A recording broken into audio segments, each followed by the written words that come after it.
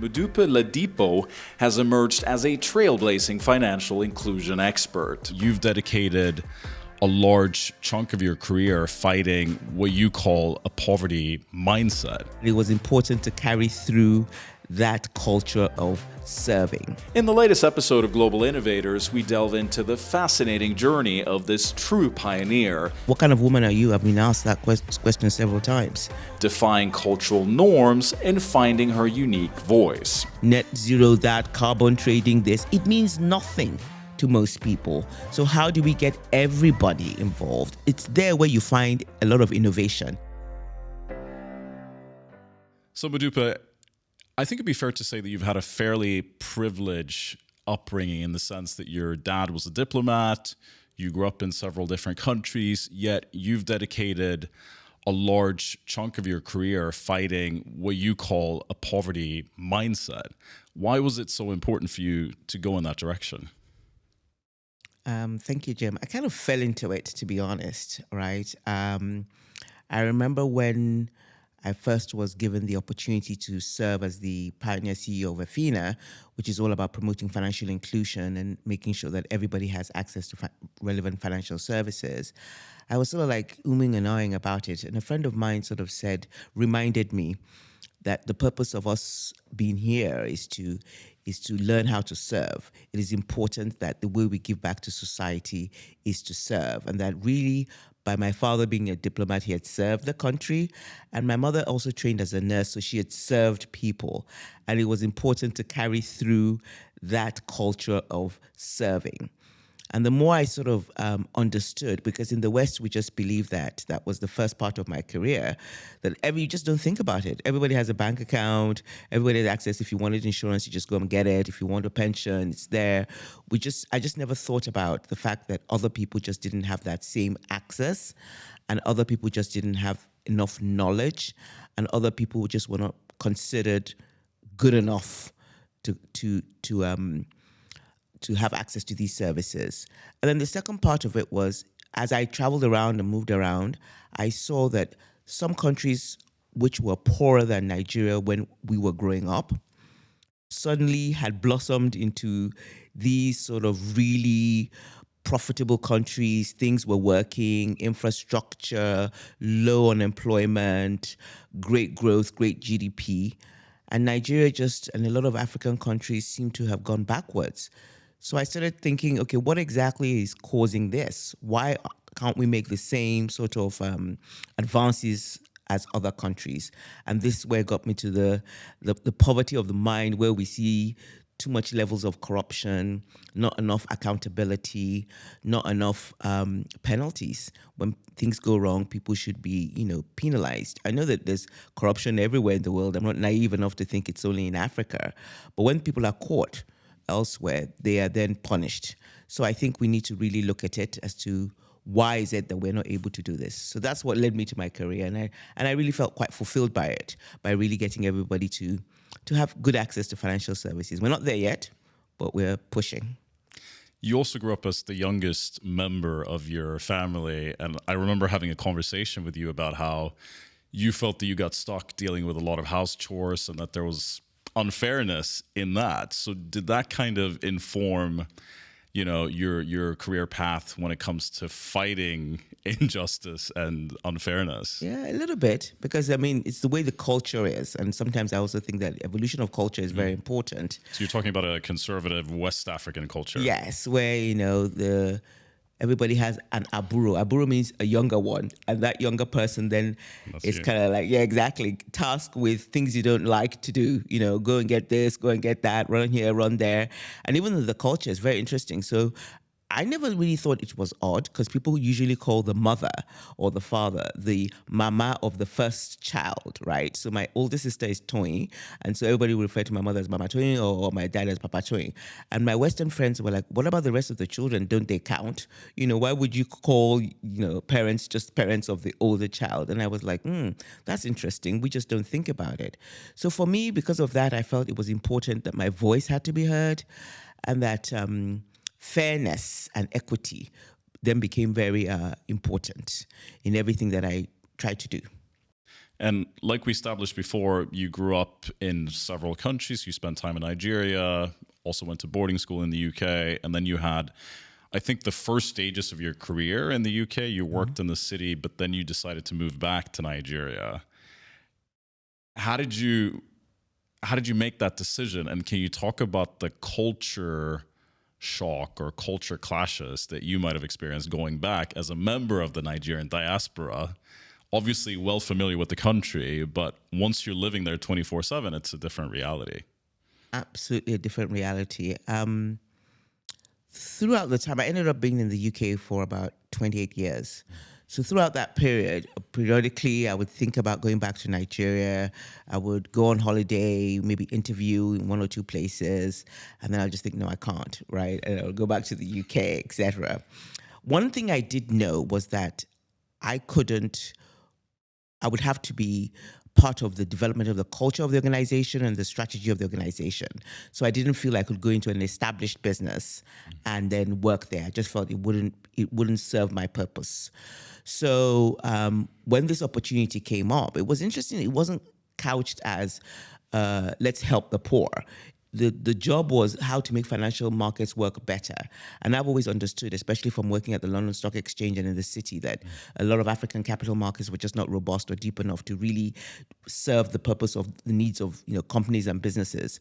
So I thought, oh, this kind of like sounds interesting. And then What was the specific opportunity? the opportunity was to set up, so DFID, now known as FCDO, was setting up a company, an organization that was going to drive access to finance for the poor. It was really all around the Millennium Development Goals at the time. And one of the important aspects of that was for poverty alleviation was access to financial services. So that's why they were setting it up. They'd set it up in other African countries, and Nigeria was next on the line. But they knew that when they did their initial assessment, the Nigerian financial ecosystem had said that they needed a Nigerian. For this to work, it needed to have, the CEO had to be Nigerian. So when they advertised the position, they did say that they were looking for a Nigerian. When they made me the offer, it took me a long time to actually decide that I was going to take the job or not. I really felt at that time that I wasn't sure if I could cope. I really didn't know. I mean, I was already mid-40s, how this was going to pan out from both a cultural point of view, and because my mother would always say, I don't think you can work here. I don't think you will make it here, that kind of thing. My father was like, well, just give it a go, So I really wanted to make sure that decision was just, I alone made that decision. So I never told my parents. I didn't tell my siblings. I think one or two friends knew about it, and I just really took my time in accepting the offer. And I remember the day before I was due to leave England, I sat on the floor, and my boss at Merrill Lynch told me that I don't know why you're going to Nigeria. I'll leave your job open for you for a year. I think I really don't know what you're up to, but if you want to go and explore, then we'll see you soon. In other words, it's probably not going to end well for you. Yeah, exactly. We'll see you soon. And I was like, okay. And he said, just in case we'll leave it open for a year. I thought, okay. So the day before I was going home, I was like, oh my God, it's happening. And I was like sitting on the floor in my apartment crying. I don't want to go. And one of my sisters calls me and says, suck it up. It's too late. You've got to go. You've accepted the offer. Keep going, And I got to the airport and my flight was canceled. And I thought, yeah, this is a sign. I'm not meant to go, really. I should just go back to my apartment and just not bother. But then there was another friend of mine who was on my flight, and she said, oh, please don't look at it as that. Just get going. And it was tough. Initially, the office was in my parents' house. There was nothing, I had one temporary staff. There was the board, and that was it. So from coming from Merrill Lynch to no office, no staff, no anything was really kind of a big shock, to be honest. And then the culture as well, big shock, specifically around being an African woman of that age who was not married and didn't have children. So that for me is the greatest shock that, in the Western culture, you can't ask certain questions when you go and meet people, and those things are not things that come across people's minds. It's about your competence and your ability to deliver. But in Nigeria, I was always getting asked questions around that. Where's your husband? Where are your children? And is it the fact that you don't have enough value as a single woman in Nigeria? Because you're seen as, you need to be seen as a mother or a wife, maybe both. And if you don't get to tick those two boxes, you're not what kind of woman are you? I've been asked that question several times.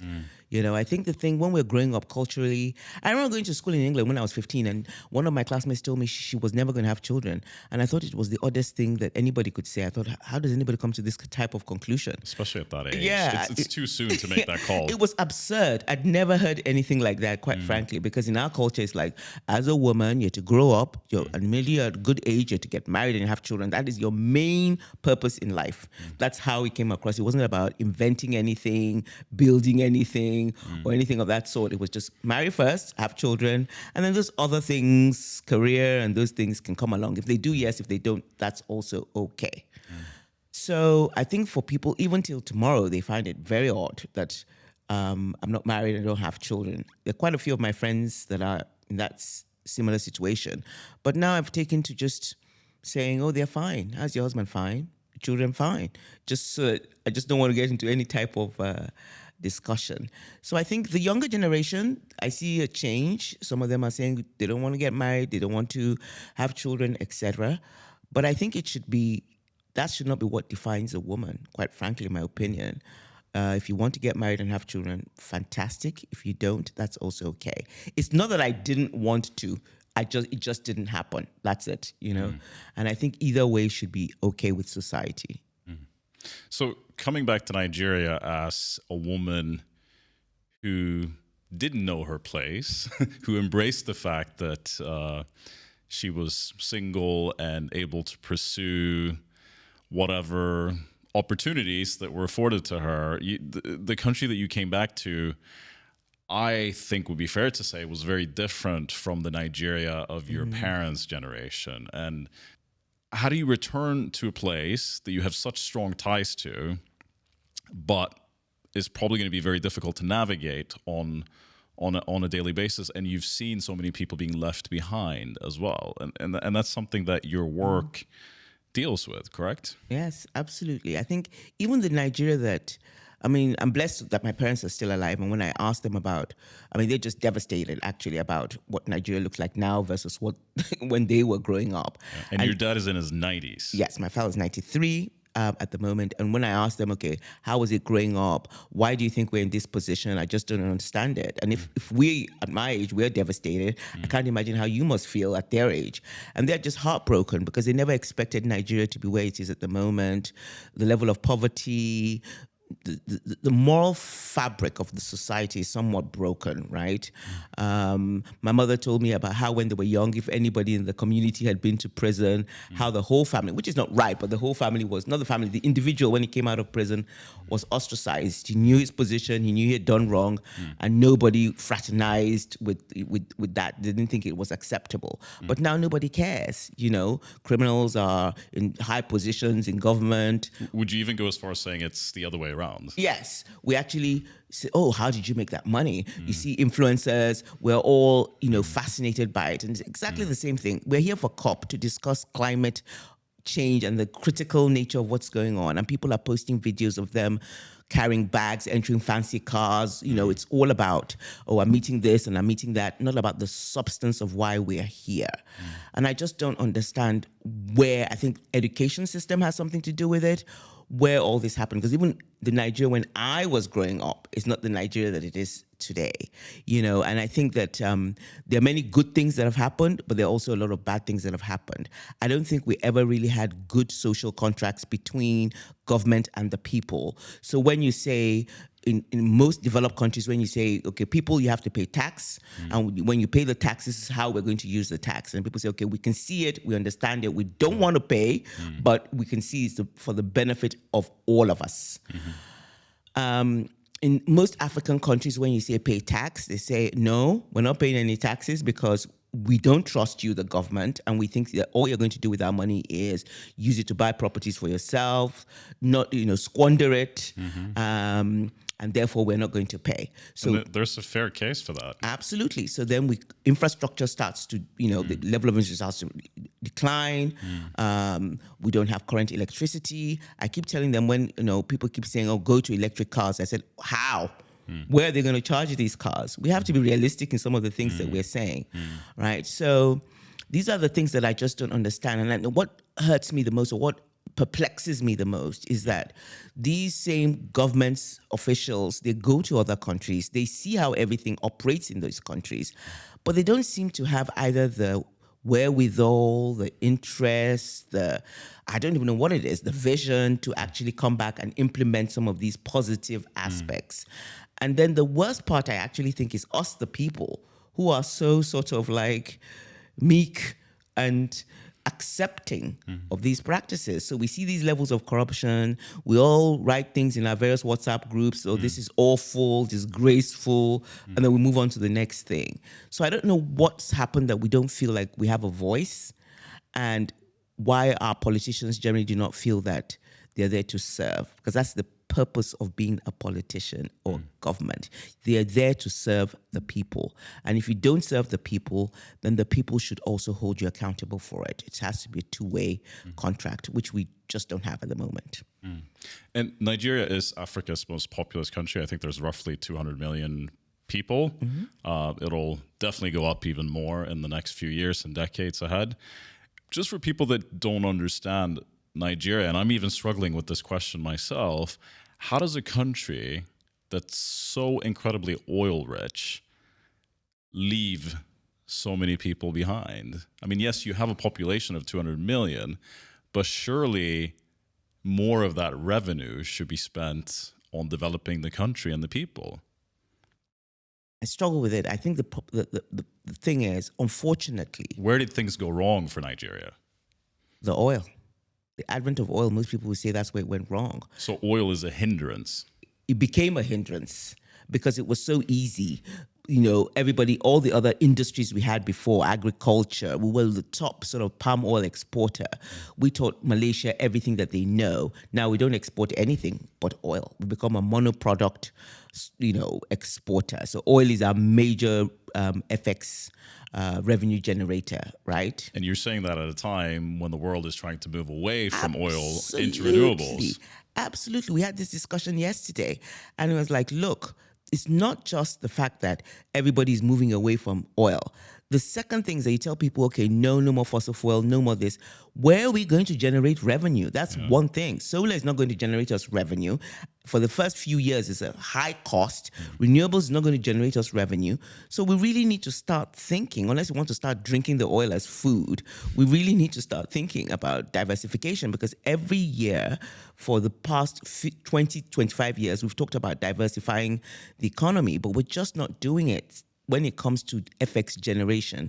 So now, when I was growing up, the Naira was stronger than the pound, right? And now, the Naira is about 1,500 to the pound. I can't even imagine the Naira being stronger than the pound. It was. And we could go to London with our Naira, we'll go to the Bureau de Change, and we'll exchange it. You know, it was convertible, and they would give us the pounds, and off we go. So I don't know what happened, why all of a sudden we couldn't exchange the Naira again. I really don't know what happened there. But then all of us, we couldn't do it anymore. And over time, it has just steadily, even from when I went back home originally in 2008, so which is like 15 years ago, it was about 120. And in 15 years, it's gone from 120 to 1,500. It's a lot. The depreciation is constant. And you can't afford to have one product that you do not have any control over the price of that product. And so you're just subject to supply and demand outside of your own control. So it could be 20 today, $20 per liter. It could be anything. It could be 1,000.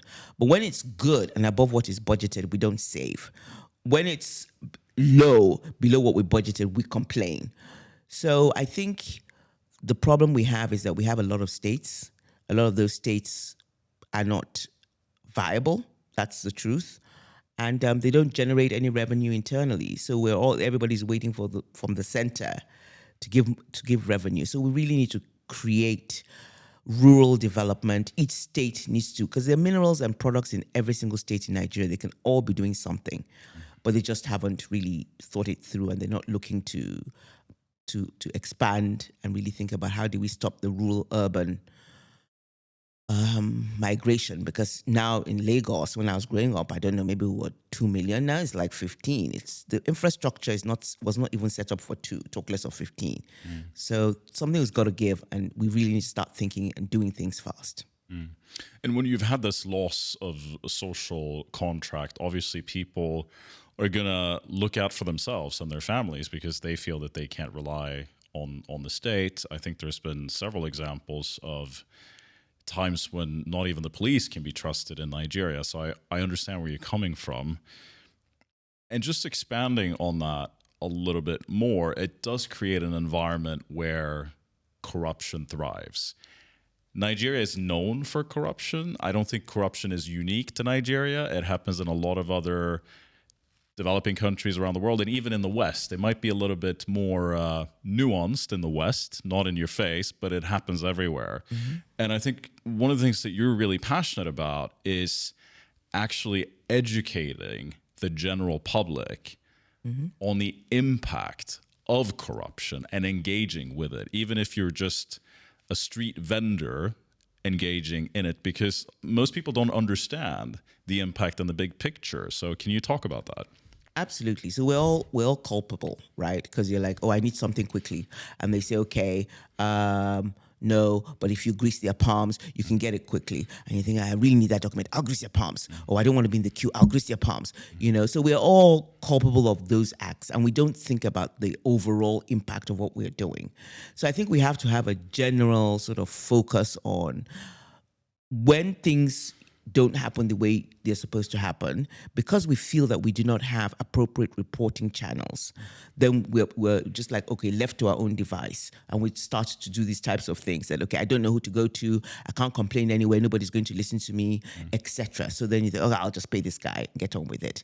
But I guess if all of us say, okay, enough is enough, right? I remember once going through the airport and... In Lagos? In Lagos, yeah. And the lady said, oh, I like your handbag. Give it to me.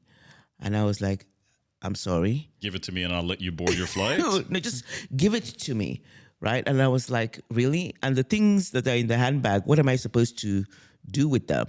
She said, oh, I'll give you a carrier bag. You can put my things in that carrier bag and give her the handbag. What's the incentive for you? I don't know. You get an upgrade to business class? I just don't understand. How do you even think this is an appropriate thing to even say to anybody, So I think we just need to understand, everybody needs to be educated. It's just like how we said we should put financial education in the curriculum of schools. We need to start talking about corruption in schools. We need to start talking about the negative impact of corruption.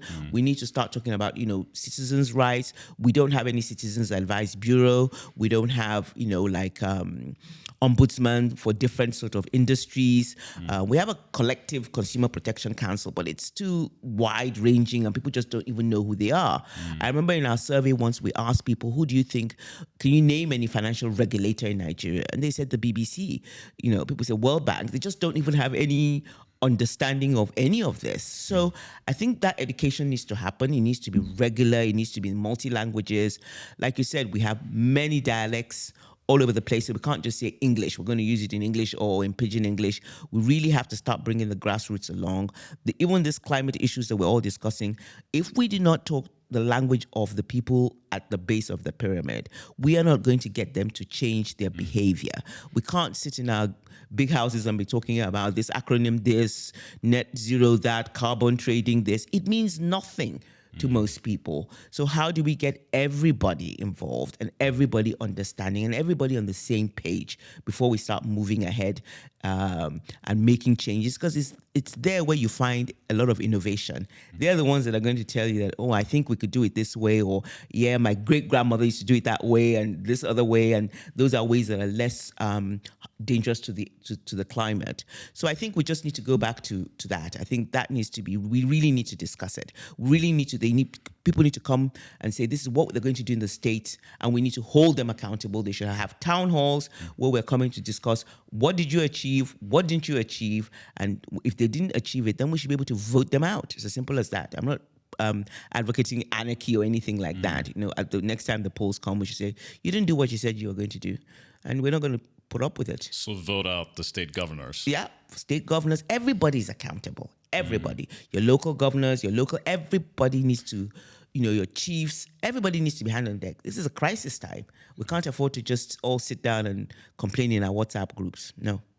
But just to play devil's advocate a little bit, so how do you convince someone at a grassroots level to change their behavior when the same type of behavior exists everywhere in the country and even previous regimes in the government? It's difficult, but I guess some people started telling them, I guess in the past when they say, oh, well, during elections, this party gave me money or that party gave me food or this party gave me stuff. And people started telling them, some civil society started telling them, well, take it. Because, we're not going to say you shouldn't take it, but don't feel obliged to vote for the people who gave you the stuff, right? You can vote for whoever you want. So maybe when the people who are providing the foodstuffs, etc., start to realize that they're providing all these things and people are not voting for them, maybe they will also have a change of approach. I think we just need to sort of say, where do we want to be as a country? What do we want to do? What do we want to achieve? And we all have a role to play. And I've always said, if the judicial system, I think this is where the real issue lies.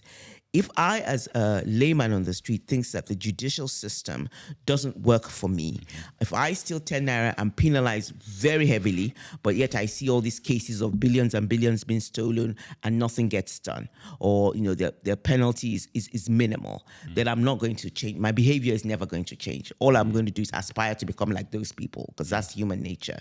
So I think the thing is, for when we have a judicial system that says, whoever you are, if you commit that same crime, your penalty is the same, and we see it happening, I think then people will begin to say, oh, there are consequences. Because once there are no consequences, then it's just human nature. We're not just going to adhere to anything. We just say, I can get away with it, why bother? I can get away with it, why bother?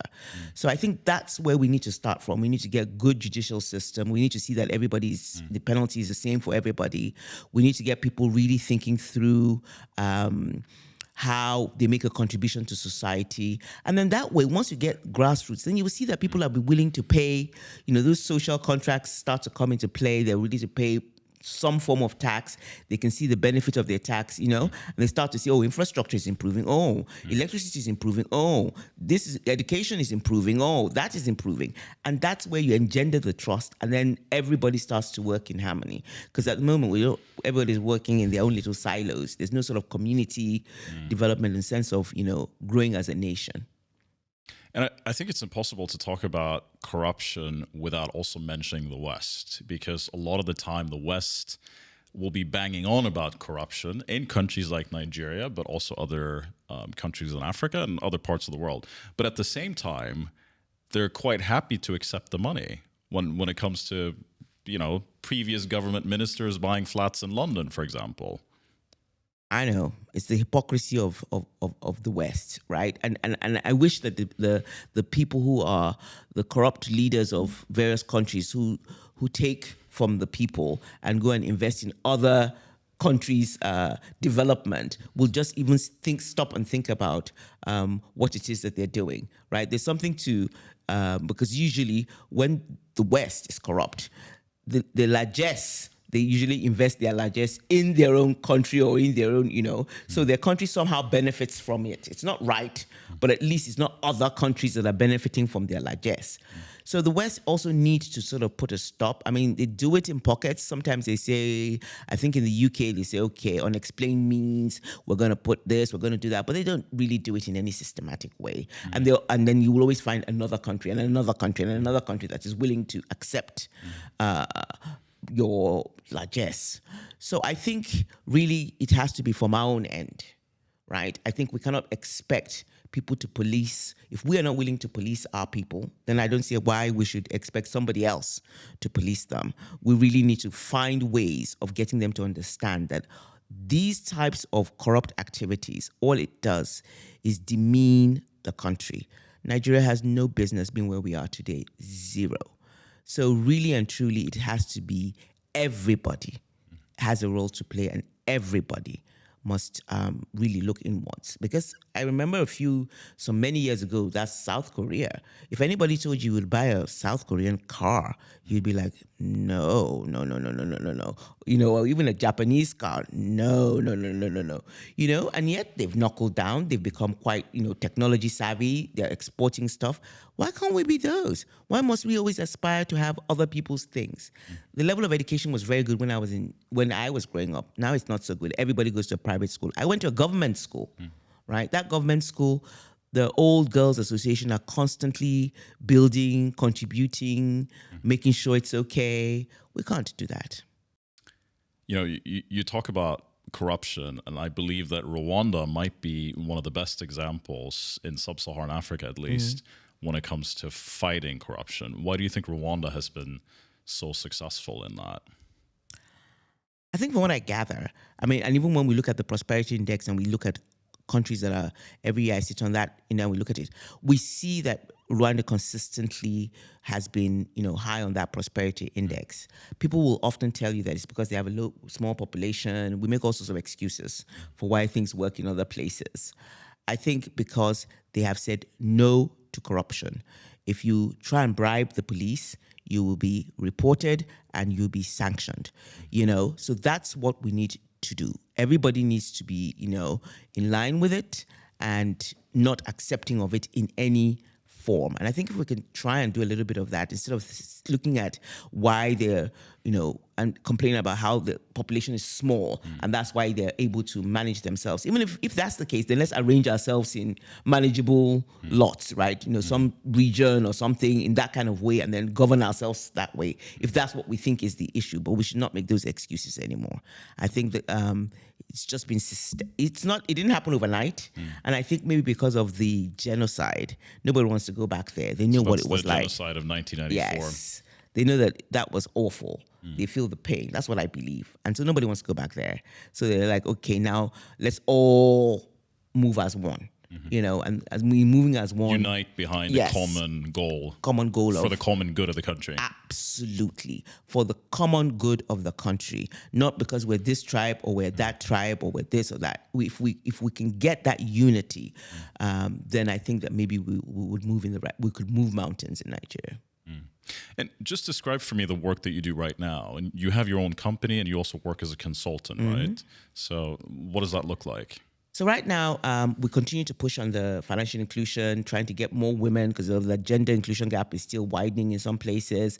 We really need to try and make sure we get relevant products, relevant services in product design. Financial literacy is still very key. We didn't have any financial education when we were growing up. So there are many people who do not know what certain products are and the benefits of formal financial services. Understanding that everybody interacts with money. I think that's where sometimes people say, oh, the poor are poor, they have no money. They do interact with money in some ways. So how can we help them to use their money wisely and put their money in places where they can save efficiently? And for the long term as well, I think one of the issues across Africa mainly is that people say, when we ask the question, what are you going to do when you get old and you can no longer work? And they say, oh, I'm going to rely on my children. So it's really getting them to see that there's a pension system. We've introduced micro pensions so that even if you're not in the formal environment, you can save. So we continue to do that. And then I continue to work with women to sort of help them scale and grow their businesses and get investment. And also working with some African capital markets to really make them scale and grow the capital markets, because it's really a key component of getting us out of this financial mess and requirement of always looking for foreign exchange. I think that would really help if we could do that. And in these interactions, as you travel Nigeria, but also travel the continent, I believe that you're sometimes referred to as Madam Statistics. Is that a compliment? Yes and no. I think people understand that. For me, I've always believed that data, if I think about how we move the needle in Nigeria on financial inclusion, it's about the data that supports the issue, whether it's from a supply side or from a demand side. And without the data, we're all just like grappling in the dark. And we use that data to inform, and we also use that data to monitor progress and see, okay, where are we making good progress, where are we not, etc. And so when they call me Madam Statistics, because they know that I'm always coming with numbers, and I feel that's the only way I can really get people to think through issues. But on the negative side, they're like, oh yeah, numbers are okay, but I need the hand-holding. Tell me what to do. You've told me that there's this gap or this opportunity or this barrier or whatever. What should I do? So that's where the negative connotations of Madam Statistics comes into play. But I take it in my stride. I'm happy to be called that, to be honest. One thing that you're incredibly passionate about is banking access, especially for women and women entrepreneurs. Talk to me about the role that banking access actually plays when it comes to changing lives, because there's so many people that are part of the informal economy, and once you bring them online, even through their smartphones, that could have a substantial impact on their future. Because of the way we give loans, etc., Nigeria, and we don't have efficient credit scoring, innovative credit scoring for these types of people. It's important that at least the dignity. A lot of people tell me, "Oh, I felt like God. I was a human being. Now I have a bank account. Oh, when I got my first card, wow." So it gives them some form of dignity. It gives them form to a bigger pool of funding. It makes them understand the concept of saving and the responsibility of taking a loan and repayment.